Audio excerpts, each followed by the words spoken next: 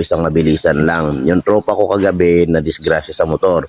Pero before siya na disgrasya sa motor, nararamdaman niya na pala na kapag pumipreno siya, lumalagutok yung bandang hulihang gulong. Kada tapak niya, tok, may maririnig siyang lalagutok. Kada preno niya, lalagutok ulit. Kapag ganun ang naramdaman ninyo, kapatid, delikado na yan sa motor ninyo or delikado na yan sa inyo.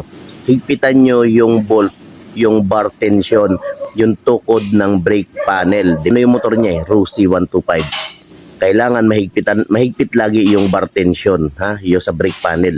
Yung parang nakalawit doon na may tornilyo papunta sa swing arm na bar tension. Higpitan nyo lang yun, kapatid.